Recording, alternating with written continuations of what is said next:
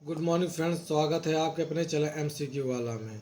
आज हम जो हमारा क्लास 11th का शॉर्ट आंसर लॉन्ग आंसर की सीरीज चल रही थी, आज हम उसका चैप्टर 4 लेकर आए हैं जो है landscape of the Saul.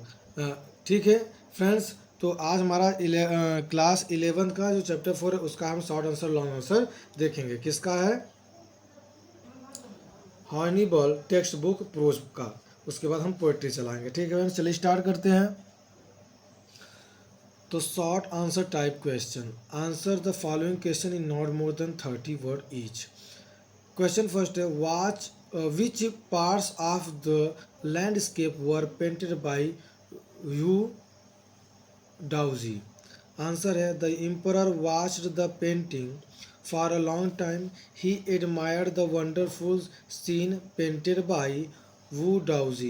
He discovered forests, high mountains, waterfalls, clouds floating in the vast sky, men on hilly path and birds in flight. ठीक है फ्रेंड्स, हिंदी लिखी हुई हिंदी देख लीजिएगा।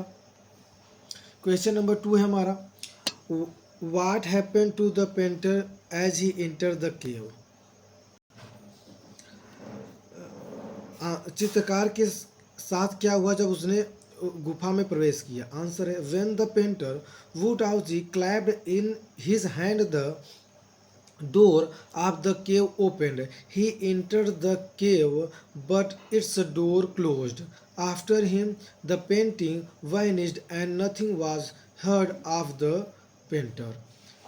देयर आफ्टर, जब चित्रकार वू डाओजी ने अपने हाथों से ताली बजाई तो गुफा द्वार का खुल गया था। आगे, उसने गुफा में प्रवेश किया लेकिन उसके बाद उसका दरवाज़ा बंद हो गया। उसके बाद वह पेंटिंग करने लगा और उसके बाद कुछ भी नहीं सुना। ठीक है फ्रेंड्स, हिंदी आप देख लीजिए, मैं हिंदी नहीं पढ़ूंगा। अगर चैनल अच्छा लगे तो आप जरूर से जरूर सब्सक्राइब करिएगा, अपने फ्रेंड में जरूर शेयर करिएगा friends. Which element is often overlooked?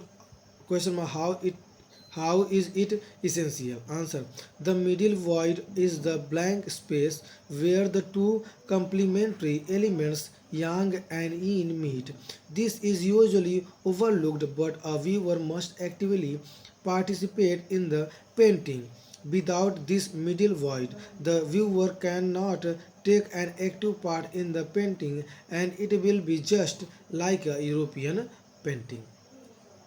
Question हमारा लास्ट कर है, फोर्थ कर है, what do you learn about sorry about Daoist view of the universe. Daoist के ब्रह्मांड के विचार से आप क्या समझते हैं? तो आंसर है, answer mountain water, these two images represent two complementary poles reflecting the Daoist. ठीक है friends, the mountain is yang reaching vertically towards heaven and is stable, warm and dry in the sun, while the water is young. It is horizontal and is resting on the earth. It is fluid, moist and cool. The interaction of yin feminine aspects of universal energy and yang masculine aspects is fundamental notice of डाउइज्म। ठीक है friends, तो ये देख लीजिएगा, आपका short answer हो गया। चलिए इसी वीडियो में हम लॉन्ग आंसर भी अपना देख लेते हैं। Answer the following question in not more than 150 words each. Question number first है, how does the Chinese view of art different from the European view of art? Question mark. China की कला के विषय में विचार यूरोपियन विचारों से किस प्रकार भिन्न है? आंसर है, a western figurative paintings is meant to reproduce an actual view of the scene, whereas a classical Chinese landscape is based on an imaginative inner or spiritual approach. The Chinese art aims at achieving the essence of inner life and a spirit, while the European form of art is trying to achieve a perfect illusionistic likeness. The European painter wants to viewer to borrow his eyes and look at a particular exactly as he saw it from a specific angle. On the other hand, the Chinese painter does not choose a single view point. His landscape is not a real one. He does not want two viewers to borrow his eyes, he wants to beholder to enter his mind. One can enter a Chinese landscape from any point and move across leisurely and come back. The आगे बढ़ते हैं.